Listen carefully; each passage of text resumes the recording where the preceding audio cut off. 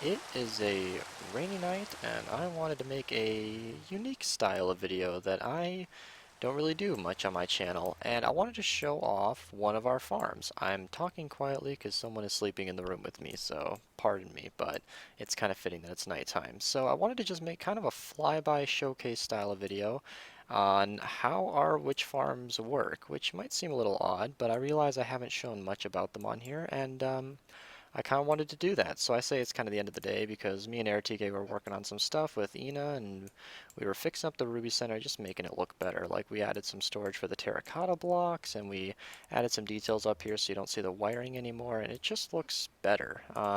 This doesn't really affect many of you guys as the viewers, but us Minerva members will definitely appreciate this, and some holes have been plugged, made a lost and found, and everything's just looking better. So if you haven't seen my channel before, all of this is meaningless, and I hope we can move on. So that's the situation with AirTG AFK. I'm just flying around in Spectator, and I've signed in a bot account. Thank you, Enemies Friend 22, for letting me use his account. I've been using this for a good while now. He is... So we don't actually have any plans for this perimeter. Well, we do, but not relevant or anytime soon will we be doing that. But here is a skeleton spawner that I was told about existing, but this is the first time I've seen it. Wow, that's nice because we're going to put a charged creeper farm in here and we're going to need those skeletons. But regardless, it is a completely empty perimeter for enemies bot to load in some extra chunks so that AirTK can get some more spawns for the witch farms. So this is the Ruby Center, and this is a part of our big octagon. This is going to be explained in a video I've already started making. I'm not sure the release date on those yet. We haven't quite finished it, but the Octagon is a series of 5 perimeters that will host most of our overworld mob farms, and in the middle is the witch farm slash storage room. So the storage room is designed around keeping lag down as minimal as possible so that the Ruby Center, or so that the witch farm can run at 20 TPS, and the server is struggling a little bit right now. You can see that it's at about 19 and a bit, but those are because of some external factors I'm not going to deal with now. So that's kind of the situation explained, and let's actually start with the collection. So all of the loot from the witch farms comes into this wing. So the storage room is designed around the perimeter also being a farm. So you can see we actually have bulk storage and nether access and unstackable items filters back here. And then we have our 2 main storage wings, which contain about 300 or 400 items, just basically every stackable item in Minecraft, and that's where we store everything. And then there's an entire wing actually dedicated to the witch farm slash furnace array, which is also basically storage for sticks. So let's start over here. We got the glowstone and redstone bulk crafting systems where you break the chests above and then you can like fill up your inventory with glowstone and use your 1 key to like press 1 in the crafting table and craft a bunch of stuff. Link to that in the description below if you want to know how to build that and how to use it. But this is actually where we store all of our redstone and glowstone. It goes straight to a bulk crafting system so that we can make lots of redstone blocks and glowstone blocks, as you can see here. This is a lot of redstone. That's hard to get with just a witch farm. And then we have a lot more glowstone because you actually get more yield per glowstone because it only takes 4 glowstone for 1 block instead of 9 like redstone. And then moving on, we just have very basic shulker box loaders for sugar, spider eyes, bottles, and sticks because these are just bottles we've been using a lot recently for Dragon's Breath, but everything else, these just fill up and then end up getting dispensed into lava because they're just not that needed. And that's also where we're storing the crafted blocks. And the furnace array, let's do that last. So over here is also a TNT crafting system. So this is where all of the gunpowder goes, and we also store sand in here. That looks broken. Uh-oh. Is this broken like actually, or broken like I can fix this later? This looks like it was broken and fixed, but there's still gunpowder in the system.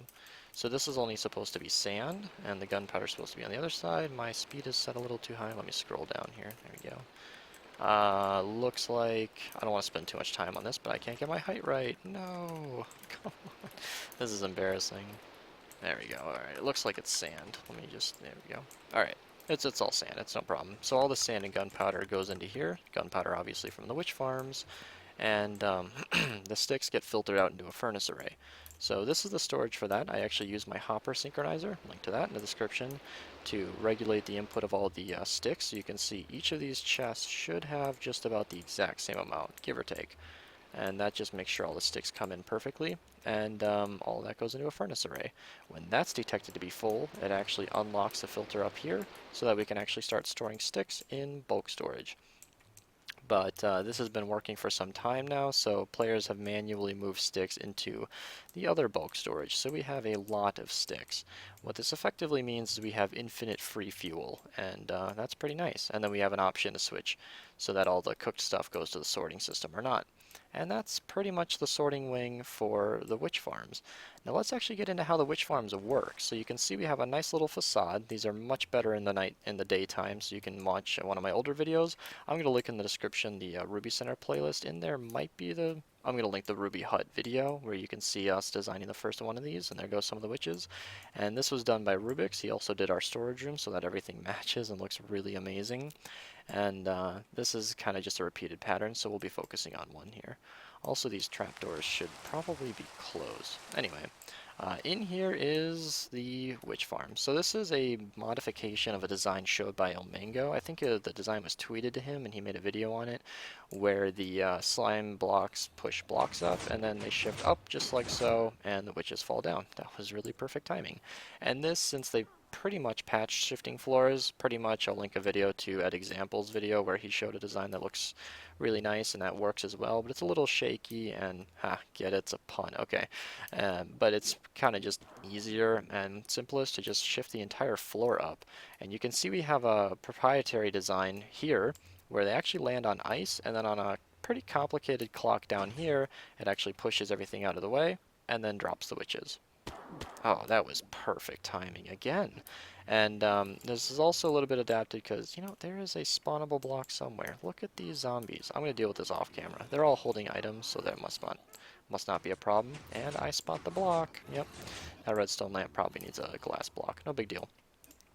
This is on a shorter clock, so all of this is actually regulated by this. Each one of the huts has one of these in the middle, and all of these are controlled from a central panel right here. So this goes down a wire which actually goes underneath all of the different water lines. You can see we actually carved it out of our bedrock. Let me get to the other side without an angel in my way.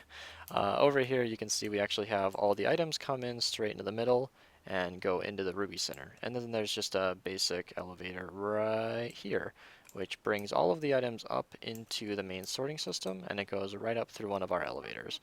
So these three elevators are mainly used for sorting items, and this one is actually dedicated to witches. This is indicated by the upside down witch inside of the Ruby Center. Thanks, Victor, for moving all the witches in. And then this just goes into the system and does its thing. So yeah, that's where all the items go. And that's also, underneath that is very slick. We actually hid a redstone wire underneath that, and that just turns the clocks on and off. I'm not going to go into the details of this redstone because honestly I didn't design this and I might not know exactly what I'm talking about. However, it is fairly it's fairly impressive what they did here, how they were able to shift it and use different signal strengths to make little different filters and whatever for when to send it and not. And if you want any more information on that, I'd highly recommend joining our Discord and talking to the Minerva members in the technical chat. I'm sure Delusion and Nuke and maybe Crime Lord. I'm not sure all who worked on this, but I think those are the names I got right, worked on this system. And it's very, very nice. And oh, there come a lot of witches. Okay, so on that same clock, I mentioned the clock because this is modified from the design Mango showed. This is, I think, a little bit faster or slower. I think it's faster because his design was showed for one hut. Well, we have 4 of them, meaning our spawn cap is hit like 4 times faster, and I'm not sure that these harvest every single time the spawn cap is met. I think LaFlossie did many, like tens of hours of testing to lock down exactly how many comparators we need to have the optimal like harvest to waiting for them to build up rate, because you see in these times it's just waiting for witches to spawn, and in 1.9 plus, I think 1.9, their collision boxes no longer cancel spawns. You see in past versions if you had a witch spawning or standing on a block like these witches, no more witches would be able to spawn here, but now they can all spawn in the same block and that no longer affects it. So that's why shifting floors were so important in having them immediately harvest the witches and all the witches fall out of the way so that new spawns can be cleared up. Well, now that's not really the case because they can all just spawn in the same area. So it's It's really not a big deal.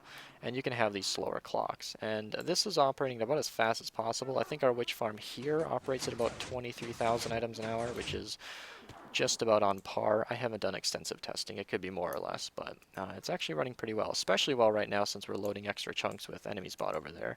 Because the more chunks you have loaded, the higher your server mob cap is. So I'm not sure that that would be helping a lot anyway, because we're not actually, hitting mob cap, but, maybe it does. I don't know. And so that's kind of the spawning situation. So it just harvests on a very specific... Oh, there you go. 2 witches at least in one spot, and it doesn't even matter. And they drop. And that's pretty much it for the actual design. It's fairly simple. It uses observers, and it harvests the pistons, and these lights come on and off whenever the huts are toggled. I've made quite a few videos on that on my channel. I'm not sure if I'll link those, though. And I just wanted to show this as just kind of a showcase, because we're always running around this in my videos. We're always showing that we have these witch huts, but I've never really made a video dedicated to going into any kind of detail on exactly how the huts work and how the whole system works. And the reason that I was sort of inspired to make this is because I said, Ertiga, Ina, and I were doing some little revisions around the Ruby Center, consolidating some items, filling in some empty spaces, and making everything look nicer. It made me feel like it made me appreciate just how complete some of our worlds are, because there are a lot of areas on Minerva that they have a lot of work to do. They have a lot of ways to go before we'll have anything worth showing. I mean, a great example is the slime farm. I mean, look at this thing. It's just atrocious. However, there are areas of our world that are fairly complete. By no means, is this Ruby Center done? I mean, you can see my base here is going under renovations all the time.